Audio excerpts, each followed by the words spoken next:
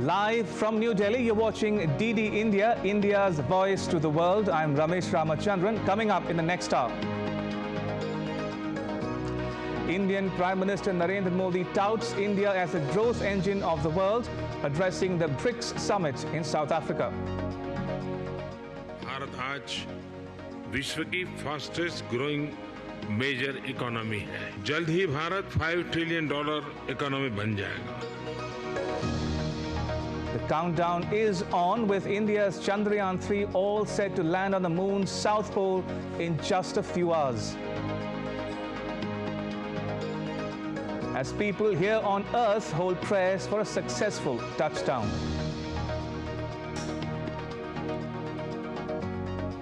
And Indian chess prodigy Ramesh Babu Praggnanandhaa is set to take on world #1 Magnus Carlsen again after the first World Cup final game ended in a draw.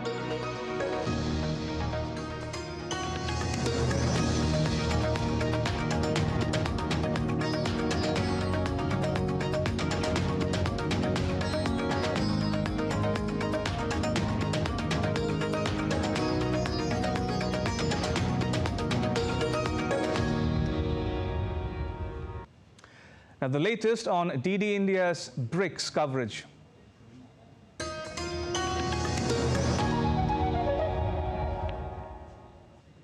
In the latest update, Indian Prime Minister Narendra Modi holds talks with South African President Cyril Ramaphosa on the sidelines of the BRICS Summit.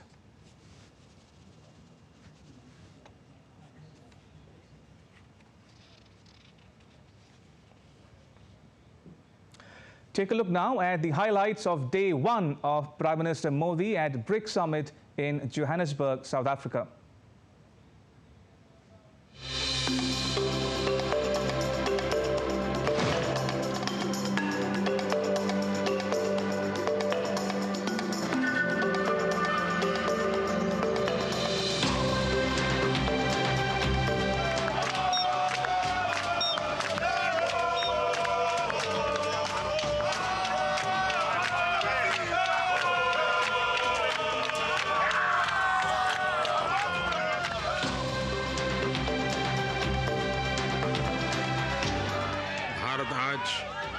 विश्व की fastest growing major economy है कि आने वाले वर्षों में भारत विश्व का ग्रोथ इंजन होगा।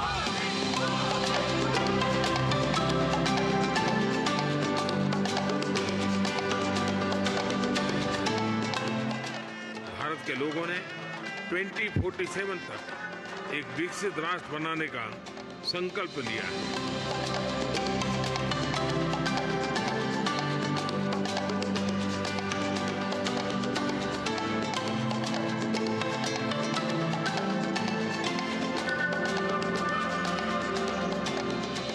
हम एक दूसरे की ताकतों को जोड़कर पूरे विश्व, खासतौर पर ग्लोबल साउथ के कल्याण में महत्वपूर्ण योगदान दे सकते हैं।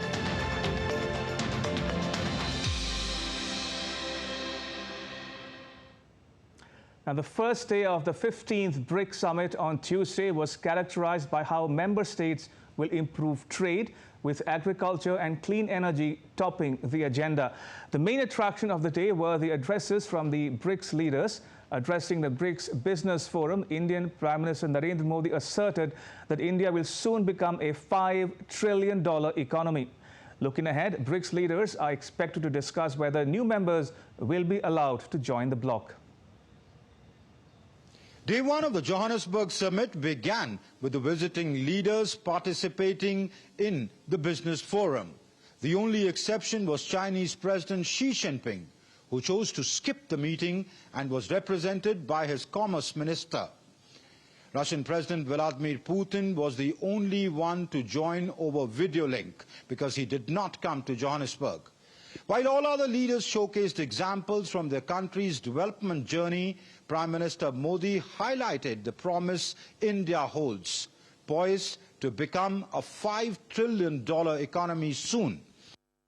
वर्तमान समय में भी कोविड महामारी, तनावों और विवादों के बीच विश्व आर्थिक चुनौतियों से जूझ रहा है। ऐसे समय में ब्रिक्स देशों के एक बार फिर महत्वपूर्ण भूमिका है। फ्रेंड्स, वैश्विक अर्थव्यवस्था में उथल-पुथल के बावजूद भारत आज विश्व की फास्टेस्ट ग्रोइंग मेजर इकोनॉमी है। जल्द ही भारत $5 ट्रिलियन इकोनॉमी बन जाएगा। इस बात में कोई संदेह नहीं कि आने वाले वर्षों में भारत विश्व का ग्रोथ इंजन होगा। And India's aspiration of becoming a developed nation by 2047.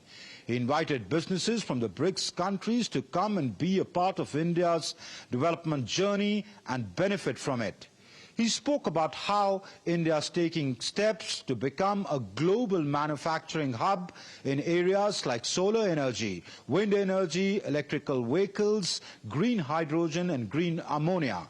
He also highlighted that how India is using UPI to make the most transactions around the world, with even street vendors using UPI, and how now countries like the UAE, Singapore and France are partnering with India's UPI.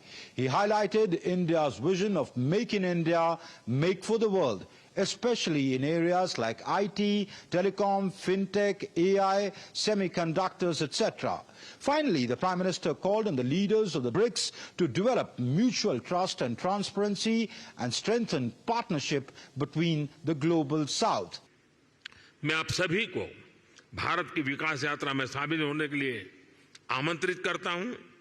Covid महामारी ने हमें resilient और inclusive supply chains के महत्व को सिखाया है।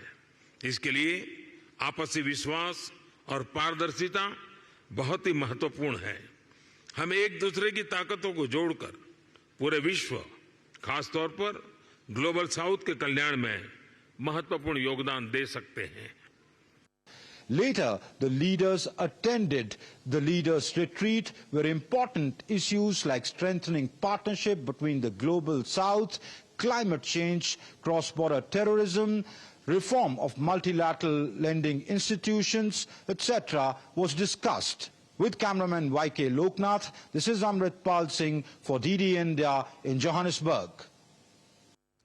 President Xi Jinping of China did not show up for the BRICS Business Forum held in Johannesburg on Tuesday.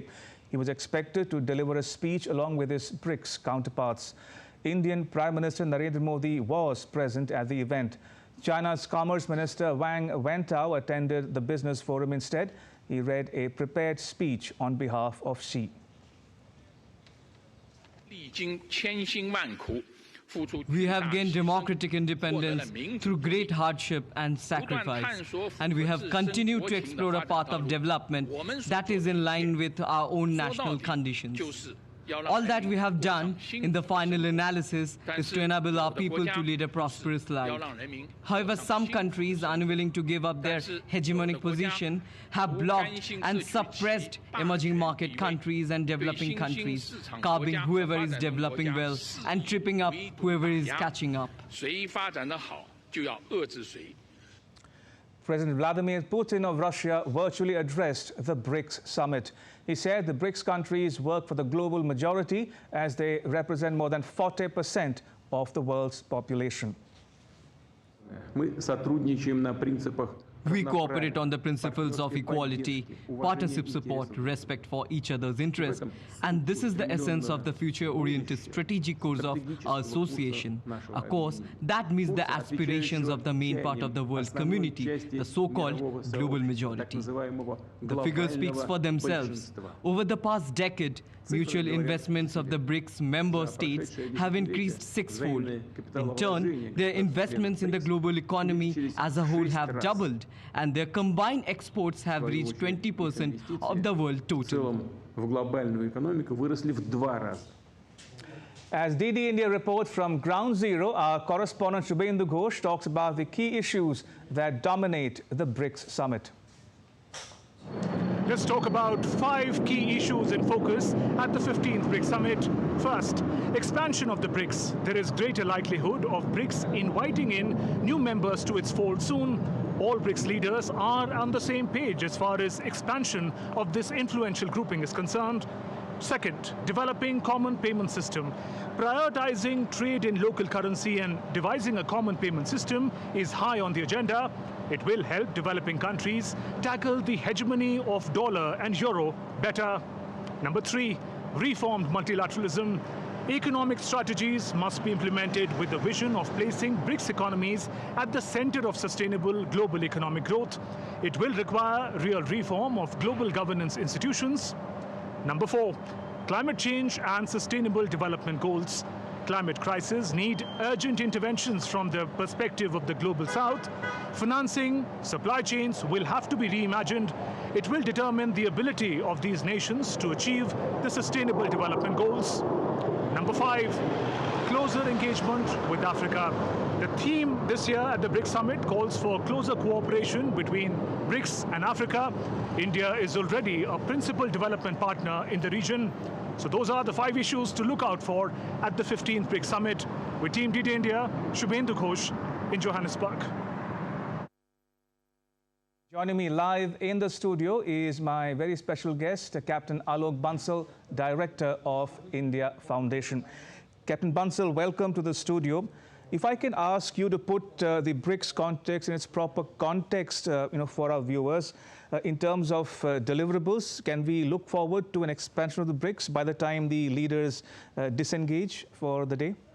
See, firstly, there is no doubt that BRICS, this BRICS summit has generated so much of interest, which none of the previous BRICS summits have actually generated. The reason being, the BRICS has emerged as a very, very powerful bloc. We now have quarter of global GDP, we have 40% of global population. And the 2 issues which are actually the main focus, likely to be the main focus as far as this particular summit is concerned, is expansion of BRICS and a common currency for BRICS. These are the issues which are going to be, and both are very, very contentious issues because as far as expansion is concerned, it has to be a unanimous occasion. And more you expand BRICS, less wieldy it becomes. But for an organization like this, expansion is a necessary requirement. But you think the BRICS could grow too big too quickly? Probably. If you need to have certain criteria as to who will become a member. You can't take anyone and everyone, because already we have a situation where South Africa is a very, very relatively small economy as compared to other members of the BRICS. So it's a small one. And now I think there is a attempt by South Africa to get in some more African countries so that African continent is fairly well represented. They are suggesting about Nigeria, which is the most populous country in Africa. You have Egypt, which is the most populous Arab country and North African country, and maybe someone from the East. At the same time, there are countries like Saudi Arabia, which is a very, very big economy, United Arab Emirates, which are big economies, which are wanting to join. So there are a large number of countries which are wanting to join BRICS. Argentina is another one. But the problem is that it shouldn't become an organization where you have bilateral issues which start dominating. So one has to be a little careful before admitting. We need to have certain criteria. A country has a certain level of economy, certain level of population, area, etc. But Captain Bansal, do you fear that the BRICS is morphing from a purely geo-economic grouping to a geopolitical organization?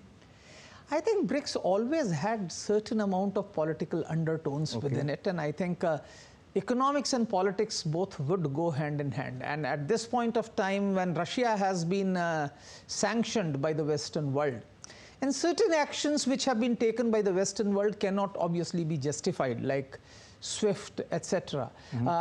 These are not actions, these were purely economic measures which shouldn't have been taken, because which has actually, after this war, there has been a constant urge from the global community to have alternatives to Western dominated systems. And I think Prime Minister Modi yesterday said very clearly that UPI needs to be made the global modus operandi as far as transfer of funds is concerned. And undoubtedly UPI is a big success story as far as India is concerned. Since you spoke about the West, now there is a school of thought that some BRICS members want to change BRICS into as a rival, a political rival to the G7, to supplant it. Is that something that you would welcome? See, some of the countries in BRICS may want that, But India has to tread cautiously, because India has very good relations with the G7 as well as it's a member of the BRICS. So India would definitely not want to position BRICS as a rival to somebody. And I think that is where will be our attempt, because we now have a situation where Russia is strongly pitted against the West. So much so that Russian president could not attend this BRICS summit because there is an ICC warrant of arrest against him, and Saudi Arabia, South Africa being a member of a country which accepts ICC's jurisdiction, could not have allowed them.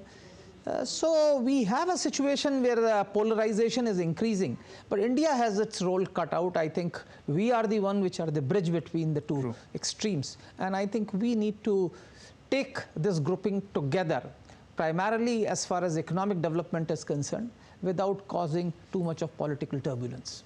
All right, Captain Bansal, thank you so much for joining us here on News Hour. Thank you, appreciate it. And joining me now is DD India's Leon Tsayange from Johannesburg. Leon, if you can hear me, walk our viewers through the program, the engagements for the day as far as the BRICS Summit is concerned.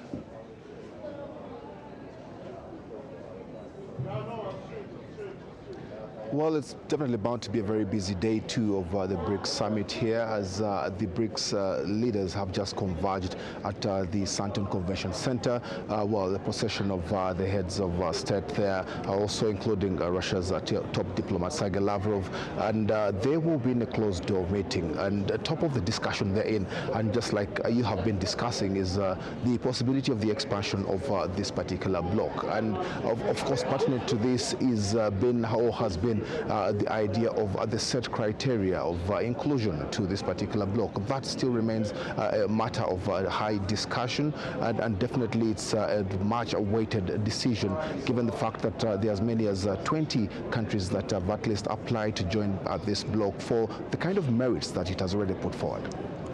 And also, Leon, as far as the outcome document is concerned, can we expect some specific language about the Russia-Ukraine conflict in particular, some consensus on the way forward?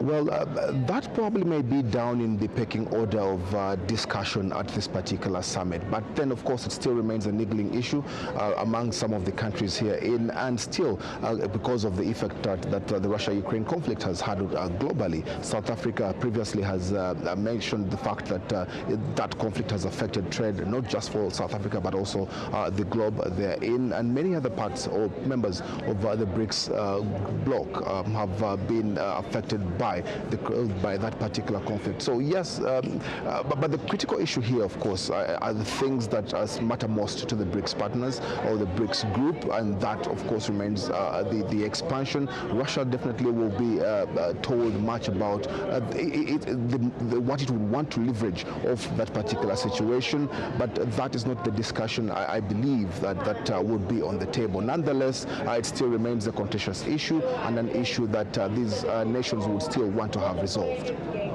All right, we leave it at that. Leon Tsayange in Johannesburg, thank you. And joining me now from Johannesburg is my colleague Amritpal Singh. Amrit, sources are telling the channel that there's been a significant development on BRICS expansion during the leaders' retreat on Tuesday. Now, India took the lead in forging consensus on membership criteria and selection of new members. And it says that efforts are guided by our objective to incorporate our strategic partners as new members. Amrit, what more can you tell us about India's position on expansion of the BRICS?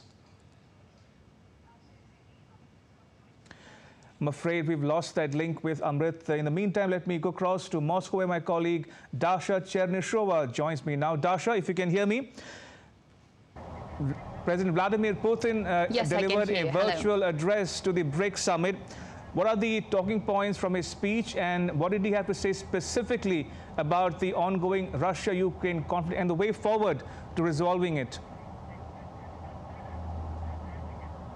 Well, that's right. The Russian president didn't show up to the summit in person. Instead, the Russian delegation on the ground is headed by the Russian Foreign Minister Sergei Lavrov. The Russian President Vladimir Putin has addressed the members of the BRICS Summit virtually via the video link. Now, in his address, the Russian president was talking about the role of the BRICS countries, stressing that they are leading the multipolarization of the global international order. The Russian president was also talking about the inevitability of the so-called de-dollarization of the relations between the BRICS countries. He was saying that that process has started and is inevitably going to proceed. This is, of course, yet another break into the construction of the multipolar world order that the Russian president has been talking a lot over the course of the recent weeks. The Russian president was also talking about the rerouting of the transport and trade flows of the Russian Federation to the partners within the BRICS countries. Having said that, that is, of course, reflecting the realities on the ground, with the Russian president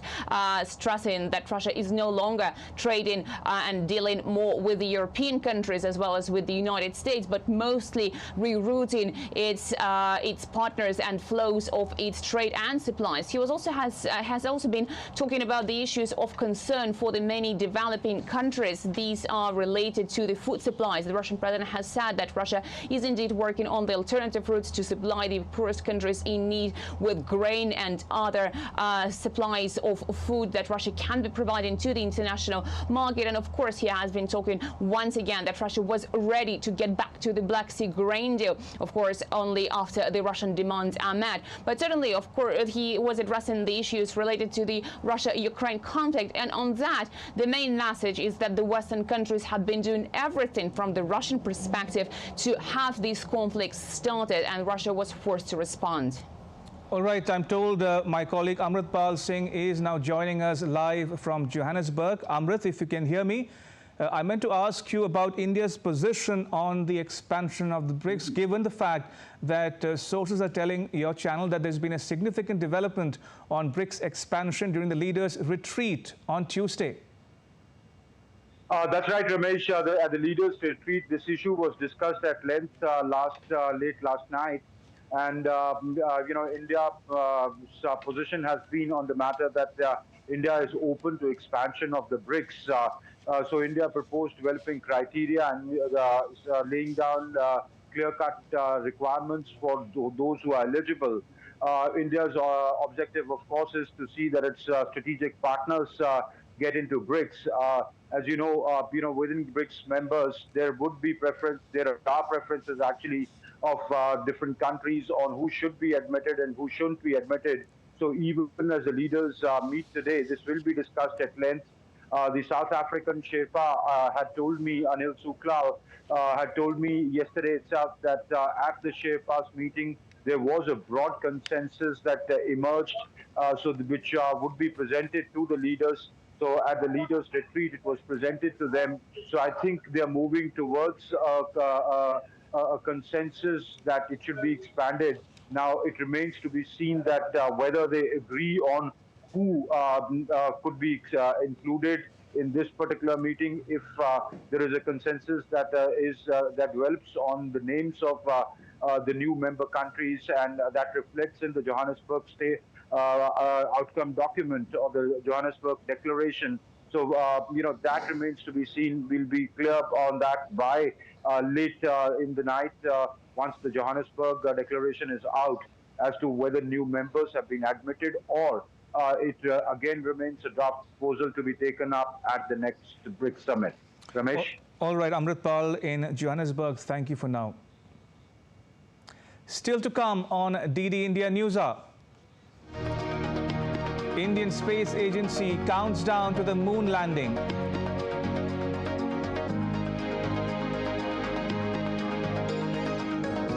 And prayers and wishes pour in for success of India's moon mission.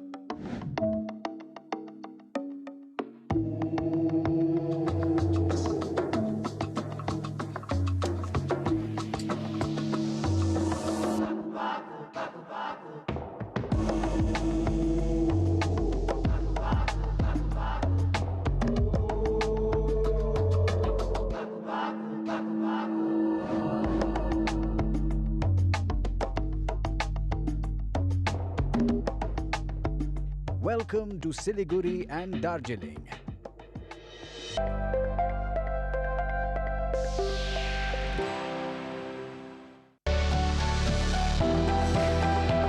Turning crisis into opportunity, transforming ideas into action, stories of real change, tales of sustainable solution.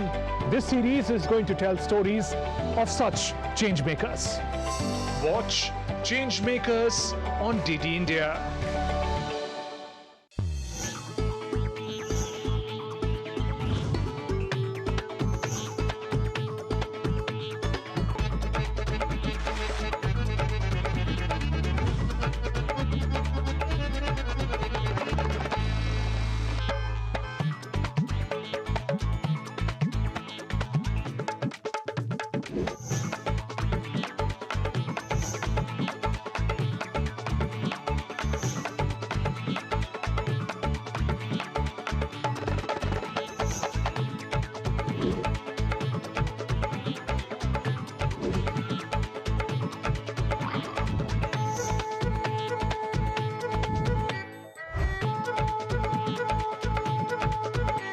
Welcome to Jaipur.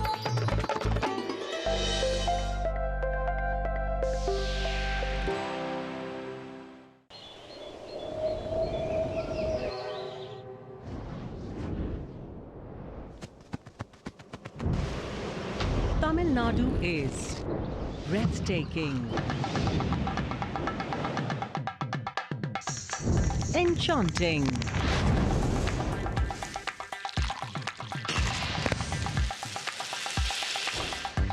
divine,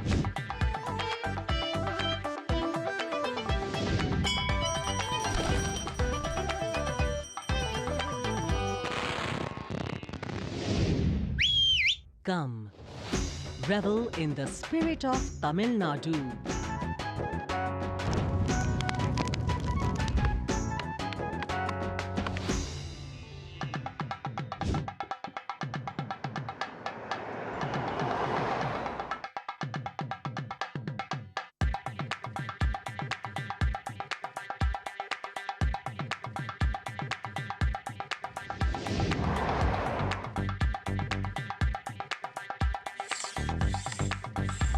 The Thalaiva of States welcomes to an experience larger than life.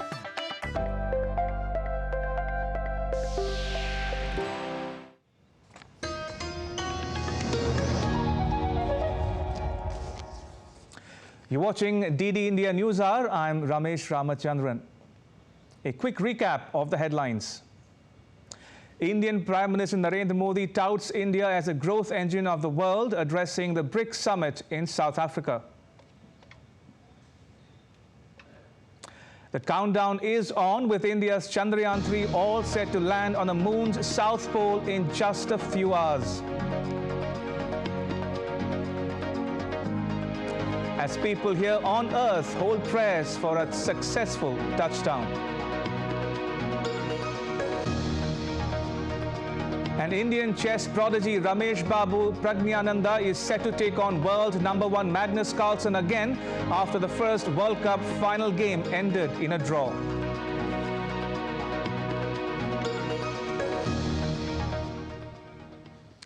It's D-Day for India's historic mission to the moon. The Chandrayaan 3 will attempt to make a soft landing on its south pole at 4 minutes past 6 in the evening India time, that is 12:34 GMT. Now, experts say the final 15 to 20 minutes will be crucial for the success of the mission. Remember, Russia's Lunar 25 spacecraft crashed last weekend on its way to the moon's south pole. It means that Chandrayaan 3 could become the first spacecraft to land on the moon's dark side. Now, this is India's third moon mission. Officials say that the mission will aim to study the moon's geology, water resources, and potential for future human exploration. And you can keep up with the landing of Chandrayaan 3 live on your channel DD India, as well as Indian Space Agency ISRO's website. And shortly after touchdown, one side panel of the lander will open, creating a ramp for the rover that goes by the name of Praggnanandhaa. The six-wheeled rover will descend from the lander's belly and using navigation cameras will then scan its lunar surroundings. As it rolls, the rover will leave imprints of the Indian national flag and Indian Space Agency ISRO's logo on lunar soil, marking India's arrival on the moon. Chandrayaan 3's rover showcases India's pioneering spirit on the lunar canvas. Right after landing, a spectacular moment unfolds. The side panel of the Chandrayaan 3 lander swings open, unveiling a ramp for the rover to roll out. Meet Praggnanandhaa, the rover with a mission. It emerges from the lander's belly, ready to drive down the ramp and begin its lunar exploration. But wait, there is more. Praggnanandhaa's rear wheels are carving history. They are leaving behind imprints of ISRO and India's national emblem, quite literally, symbolizing India's presence on the moon. Praggnanandhaa is marking the lunar surface with pride. With a mission life of 1 lunar day or 14 Earth days, Praggnanandhaa is on a tight schedule to uncover lunar mysteries. And if Chandrayaan 3 triumphs, India will claim its spot as the first to conquer the lunar South Pole. Let's cheer for Chandrayaan 3 as it paves the way for India's historic lunar journey. With camera person CK Ashok, this is Tapush Bhattacharya for DD India from Bangalore. From all over for the success of India's third lunar mission. Now, India's western state of Maharashtra, Bharatnatyam and Kuchipudi dancer Pooja Hirwade was seen giving a beautiful performance.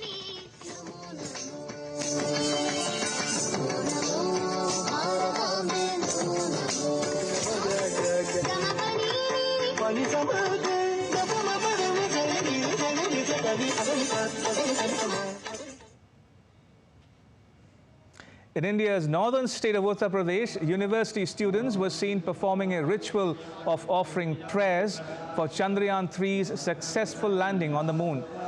Delegates from the Colorado State University in the US also took part in the rituals that will continue till the landing.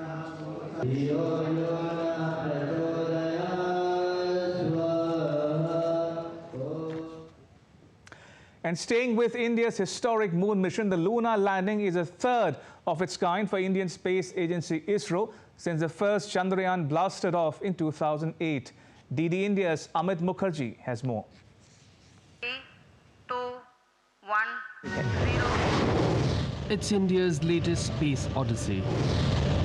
Chandrayaan 3 taking off nearly 6 weeks ago on July the 14th. The blast-off was perfect.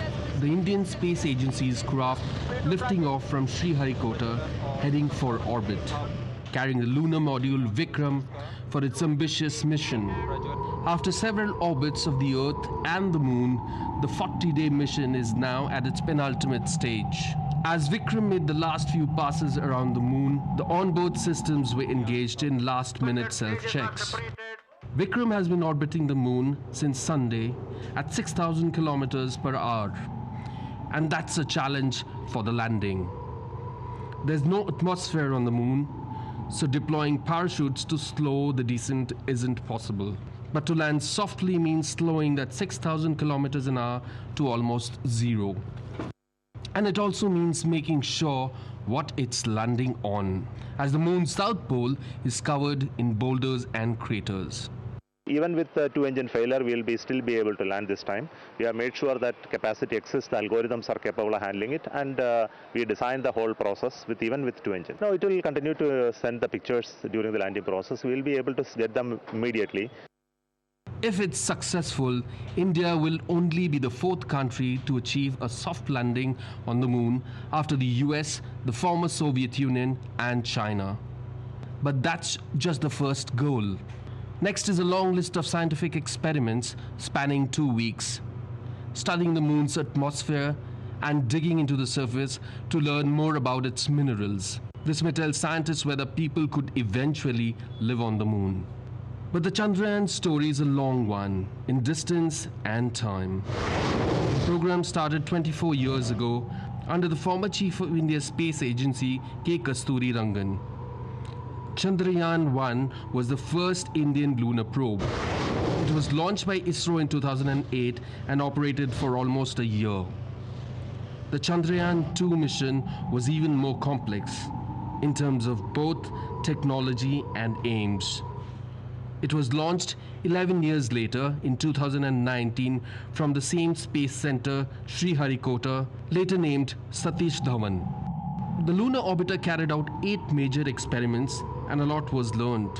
This mission is built on everything the space agency discovered in those first 2 missions, including critical details about the moon's surface, underground facts, and the atmosphere. As Vikram is making the final maneuvers and gearing up for the tasks ahead, the world is watching, waiting to see if India is able to initiate its mission to explore the dark mysteries of the moon. In New Delhi, Amit Mukherjee, DD India.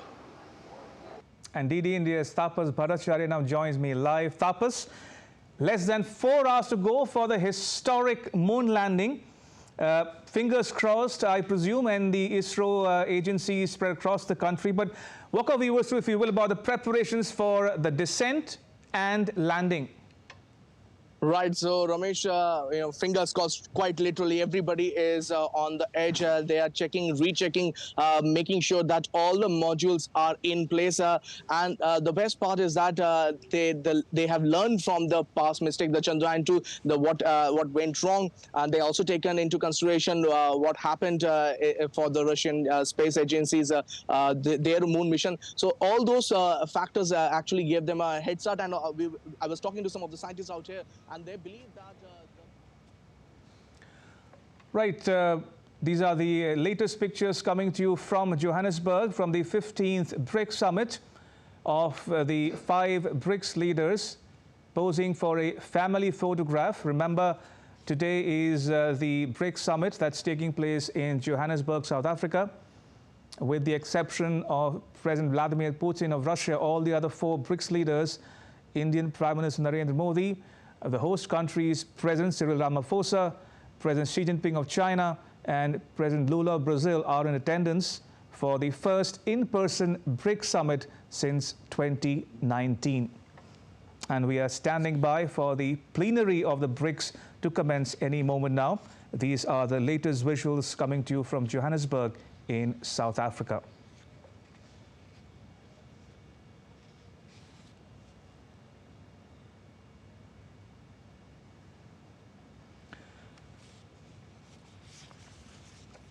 Right, so if you're just tuning in to DD India's continuing coverage of the 15th BRICS Summit taking place in Johannesburg, South Africa, these are the latest visuals coming to you from this venue of the summit in Johannesburg, where we can see all the 5 BRICS leaders, with the exception of President Putin of Russia, who is represented by his Foreign Minister Sergei Lavrov for a family photograph at the BRICS venue. And we are standing by, as I said before, for the BRICS plenary, where Indian Prime Minister Narendra Modi will deliver his address in a short while from now. Remember, as I said, this is the first in-person summit of the BRICS leaders since 2019. All the previous BRICS summits in the last 3 years, in 2020, 21 and 22, were a virtual affair. And this is the first time the 5 countries and the leaders are meeting in person in Johannesburg, South Africa, for the 15th BRICS Summit. So we are standing by for Indian Prime Minister Narendra Modi's speech at the BRICS plenary. That's going to begin any moment now, and we'll get you live from Johannesburg here on DD India. News also coming in from Johannesburg that India is open to admitting new members to the BRICS grouping. Remember, there are 5 countries as of now: Brazil, Russia, India, China, and South Africa. And the consensus seems to be evolving on admitting new members, especially given the fact that 40 countries have expressed an interest in joining BRICS, and 23 of them, at last count, had formally applied for the membership. And all eyes now on the BRICS outcome document towards the end of the BRICS Summit in Johannesburg. And on Wednesday, the BRICS leaders will hold a BRICS Africa Outreach Summit as well, followed by a BRICS Plus dialogue. Remember, South Africa, the host country, has invited other countries too to this outreach summit as well as the BRICS Plus dialogue.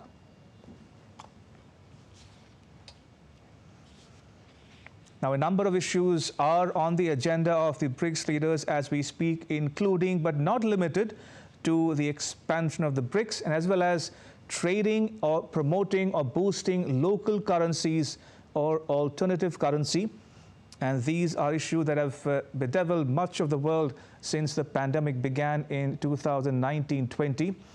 India, for one, is also focusing on clean energy, sustainable development, supply chain resilience. India is touting itself as the next digital hub, where digital public infrastructure can be a template for many countries around the world, including in Africa.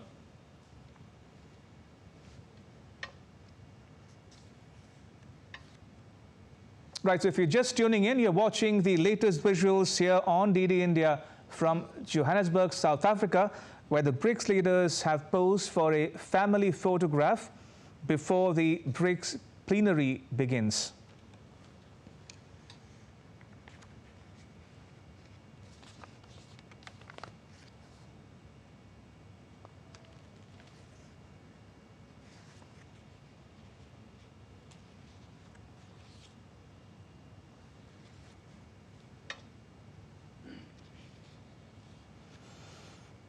Right, it's 43 minutes past 2 p.m. local time here in New Delhi. And if you're just tuning in, these are the latest visuals coming to you from Johannesburg, South Africa, where the BRICS leaders have just gathered for a family photograph.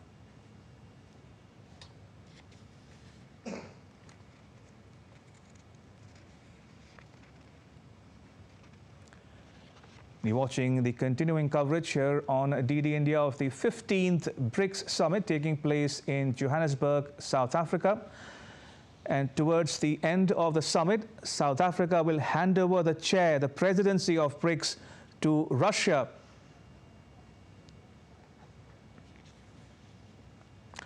Right, we'll get you back to Johannesburg in just a bit, but shortly after touchdown, I'm told my colleague Amritpal Singh is joining us on the phone line from Johannesburg. Amrit, we just saw the BRICS leaders gather for a family photograph, and I'm told we are standing by for the BRICS plenary. Oh, that's right. They're standing by for the BRICS plenary. We would expect the leaders to come in. They just finished the family photograph here at the International Convention Center, which is the main venue of the summit. So we are waiting these visuals. If you are playing them on your screen, everybody is standing by for the leaders to come in. Though this, I understand, is going to be a closed session, but the Prime Minister is expected to speak at this session. All leaders essentially make their opening statements at the plenary session, and later, once the leaders have spoken, they make interventions on particular issues that they wish to. We can see External Affairs Minister Dr. S. Jaishankar, Foreign Secretary Vinay Kwatra, of course, the ambassador here, the BRICS Sherpa, Secretary E.R. Damu Ravi, who is also the BRICS Sherpa, and the team of the Indian officials and diplomats waiting for the Prime Minister. You can see the Chinese delegation, the South African delegation. The Russians, of course, do not have Vladimir Putin heading them, but Sergei Lavrov representing Vladimir Putin, and of course President Lula of Brazil. So after the opening remarks, as I said, they make interventions on particular issues of interest to them. Ramesh? Amrit, as we are waiting for the Prime Minister to begin Ramesh, his even as speech. I speak, can I come in, Ramesh? Even as I speak, we can see Prime Minister Narendra Modi, the South African President Cyril Ramaphosa, Chinese President Xi Jinping, and Brazilian President Lula come into the plenary session. and they are walking towards taking their respective positions right now, even as the delegations have stood. So we can see in moments from now the plenary session begins. Yes, Ramesh. Right, so Amrit, as you were saying, the leaders are walking into the summit venue for the BRICS plenary. And as we wait for the Indian Prime Minister to begin delivering his speech as the plenary, Amrit, if you're still with us, walk our viewers through the remainder of the day's programs. We're given to understand that there'll be a joint press conference by the BRICS leaders at about 4 p.m. India time, followed by a press conference by the chair, that's South Africa in this case, at 8:30 p.m. India time. And the last event for the day would be a banquet at 9:30. These times may be, there may be delay in these timings, Ramesh, but you are right. Broadly, that's the plan. Right now, this is the plenary session, which once the statements are made, they go in for a closed session, and then they go in for a press conference later in the evening. And late into the night, we could have, after the state banquet is over, and the leaders, on what the leaders have agreed, the Sherpas thrash out the Johannesburg Declaration and put it out. So we expect the joint, the Johannesburg Declaration to come out late in the night. But that is the flow of events, as you told. There might just be a delay in the timings. Yes, Ramesh. All right, as my colleague Amrit Pal was telling us, we are standing by for the Indian Prime Minister Narendra Modi to deliver his address as the BRICS plenary, and we'll get you live from Johannesburg as and when it begins. Right, Amrit Pal, if you're still with us, we were discussing earlier about the consensus building around expansion of the BRICS. Do we have any idea at all as to which new members could be added to the BRICS?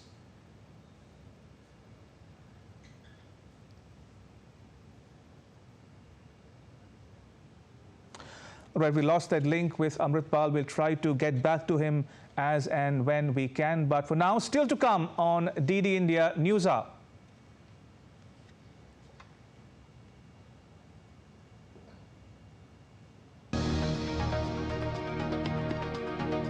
China calls on Japan to reverse its decision on Fukushima water release.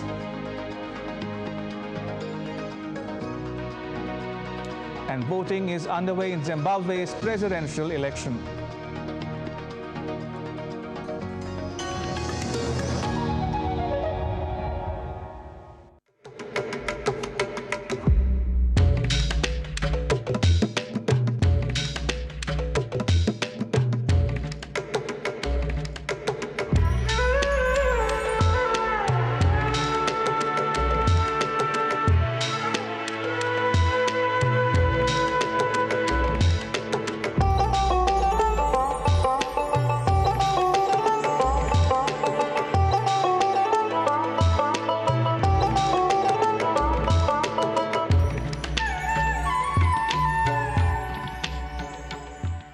Namaste India. Namaste land.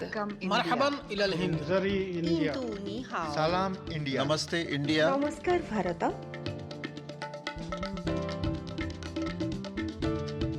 Mui Nous India. sommes land. Nahnu hunud. India. Ma Hindi Hasti. Mung Hindian. Salam Hindustan. We are India.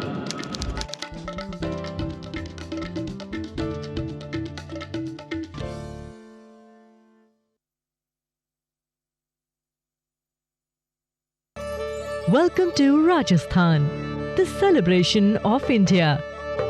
Rajasthan treats you with its many shades and values.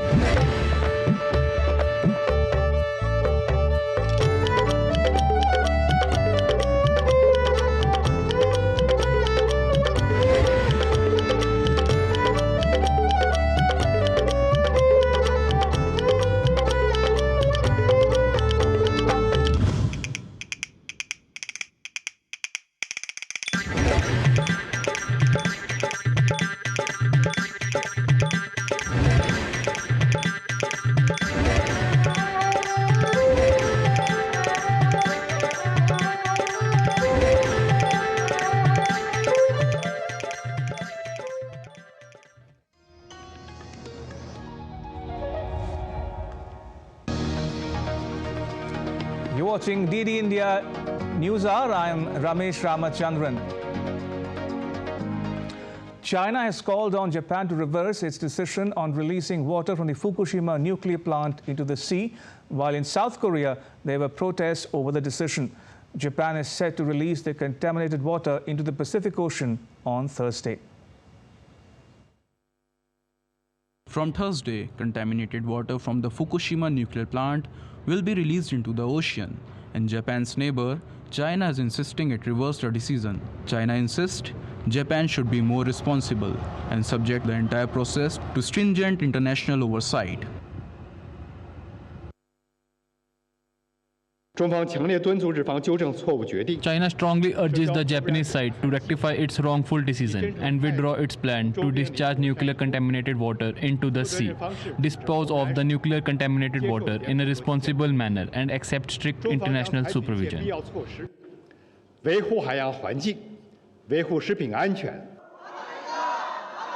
In Seoul, demonstrators gathered to express their discontent over the decision. The protesters called for a complete reversal of Japan's plan to discharge the nuclear contaminated water into the sea. They also appealed to the South Korean government to intervene.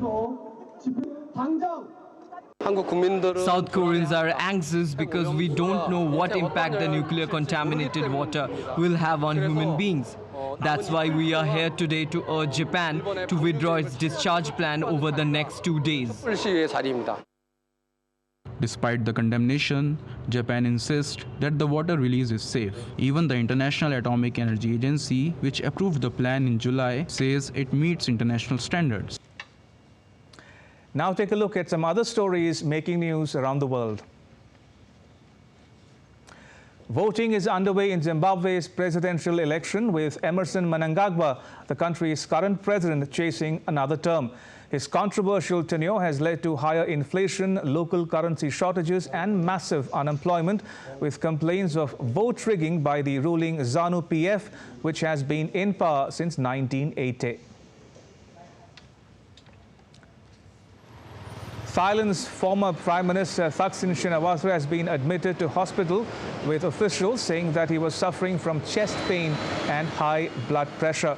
The self-exiled business tycoon turned politician returned home after more than 15 years abroad before being taken into custody. Officials said Shinawatra was flanked by 8 prison guards during his transfer to the hospital. At least 16 people are dead and dozens more injured after a bus and trailer collided on a highway in central Mexico. At least 52 passengers were on board the bus on the way to a meeting to try and legally gain entry into the U.S. Officials say that the dead and injured were from Mexico and Venezuela. Economic suffering continues in Argentina, with inflation now at 116%. The country is now seeing a spike in crime, such as lootings, with local media showing images of supermarkets with shelves stripped and food destroyed. Officials say that they have arrested dozens of people for attempted robbery. And now to all the news from the world of sport.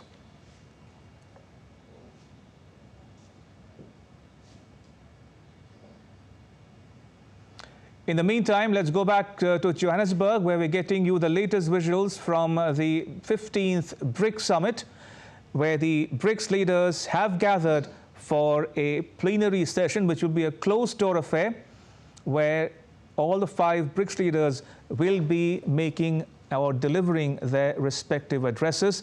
And we are standing by to hear more from the Indian contingent as well, led by Prime Minister Narendra Modi. And these visuals coming to you just some moments ago, where the leaders posed for a family photograph when they gathered in Johannesburg for the BRICS Summit. Remember, this is the first in-person meeting of the BRICS leaders since 2019. With the exception of President Vladimir Putin of Russia, all the other 4 countries are represented by their heads of state and or government, including Prime Minister Modi of India, President Cyril Ramaphosa of South Africa, President Xi Jinping of China, and President Lula da Silva of Brazil.